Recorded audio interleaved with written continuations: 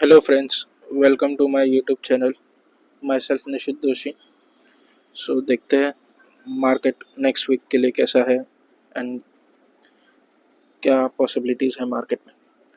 So last week में market में correction आया था फ्रॉम टॉप लाइक 25,000 से हमें करेक्शन आते आते 24,600 तक करेक्शन आया था, 24,500 तक. एंड देन एक फ्राइडे को थोड़ा बाउंस आया आफ्टर अ करेक्शन. सो अभी निफ्टी का क्लोजिंग 24,700 है एज ऑन फ्राइडे.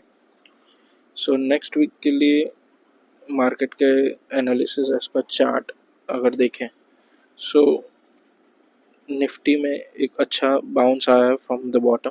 अगर आर्ली चार्ट्स पे देखें तो आरएसआई में भी अप मूव स्टार्ट हुआ है. So important support for Nifty next week के लिए 24,300, मेजर 24,500 एंड देन 24,300. ये दो इम्पोर्टेंट सपोर्ट है. जब तक निफ्टी इसके ऊपर है तब तक पैनिक की ज़रूरत नहीं है. मार्केट में वापस से रिकवरी आ सकता है एंड वापस से 25,000 के लेवल्स दिख सकते हैं.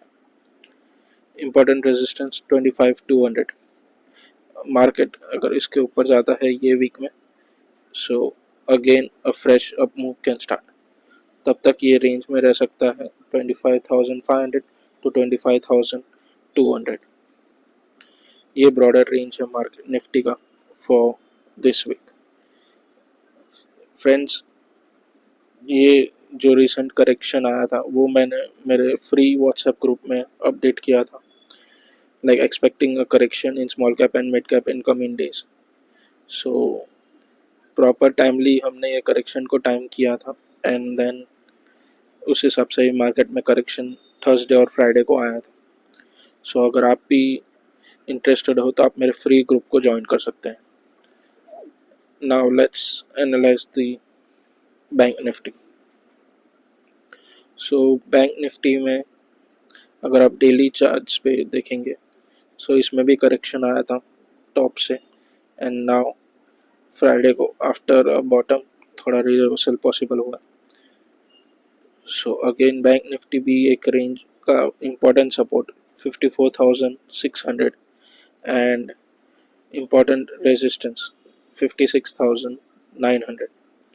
ये ब्रॉडर रेंज बैंक निफ्टी का रहेगा. लास्ट वीक में ऑलमोस्ट 4 दिन करेक्शन हुआ है बैंक निफ्टी में. So sideways to up move possible है बैंक निफ्टी में भी. सो फ्रेंड्स, रिसेंटली ईरान और इजराइल का वॉर स्टार्ट हुआ जिसकी वजह से मार्केट में थोड़ा करेक्शन आया, बट इसमें ज़्यादा पैनिक करने की ज़रूरत नहीं है. मेजरली इसका इम्पैक्ट क्रूड ऑयल पे आता है, वो हम जब क्रूड ऑयल का चार्ट ओपन करेंगे तब एनालाइज करेंगे. सेंसेक्स का भी अगर डेली चार्ट देखें सो ये भी एक ब्रॉडर रेंज में है.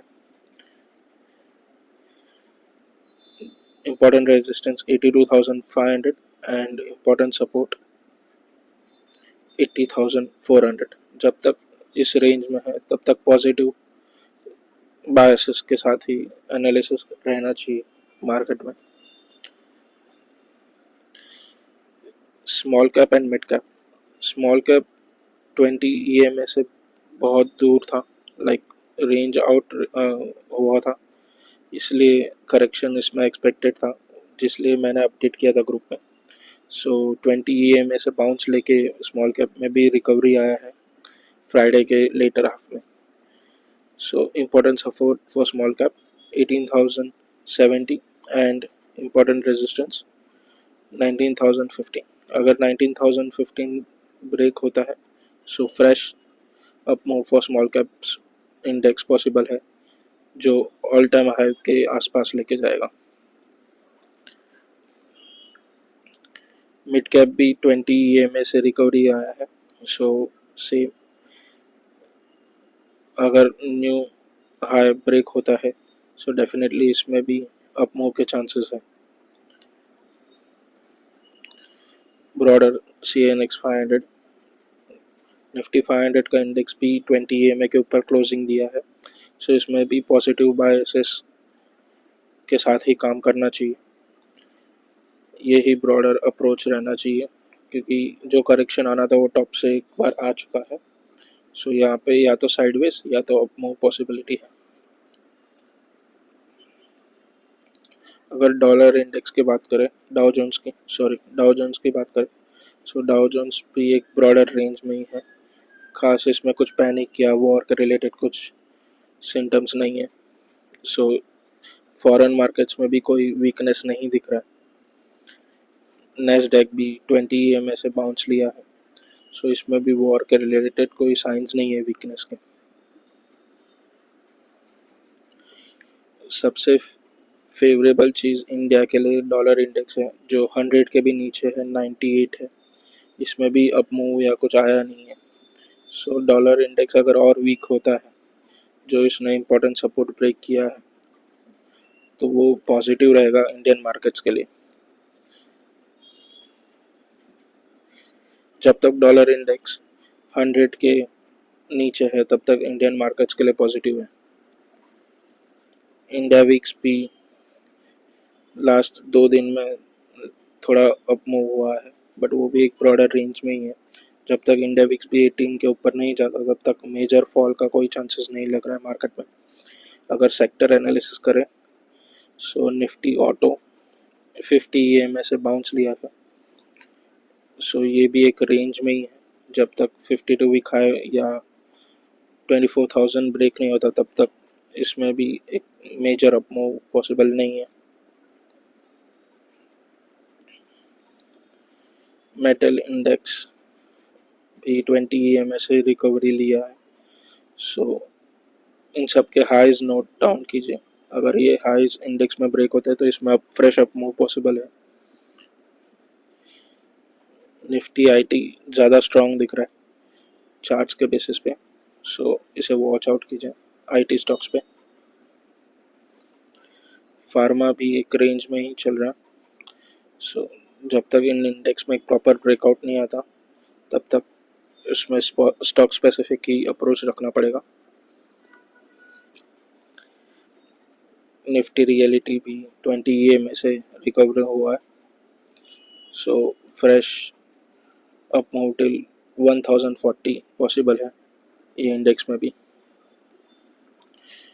Major crude oil, Iran Israel का वॉर से इम्पैक्ट डायरेक्ट क्रूड ऑयल पे हुआ है। क्रूड ऑयल ऑलमोस्ट 59-60 के रेंज में था, जो 73 के आसपास हो गया। सो इसका डायरेक्ट इम्पैक्ट क्रूड ऑयल पे ही आया है।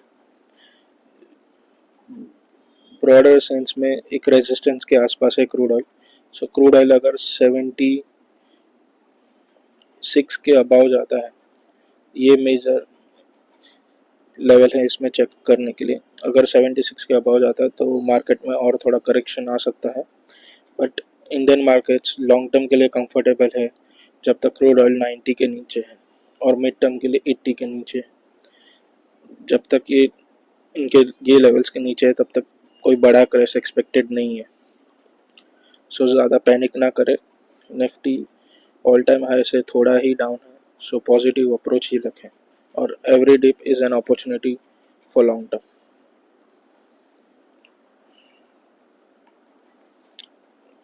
अगर PSU बैंक्स की बात करें इंडेक्स, सो ये भी टॉप से करेक्ट होकर रिकवरी सेकेंड हाफ में आया था।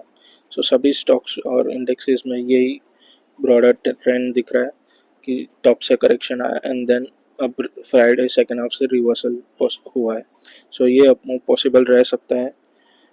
जब तक फ्राइडे का लो नहीं ब्रेक होता तब तक पैनिक करने का ज़रूरत नहीं है। सो फ्रेंड्स, आप मेरे फ्री व्हाट्सएप ग्रुप में डिस्क्रिप्शन से लिंक से ज्वाइन कर सकते हैं, और अगर वीडियो पसंद आया हो चैनल को सब्सक्राइब कीजिए और वीडियो को लाइक कीजिए एंड कमेंट कीजिए। Thank you.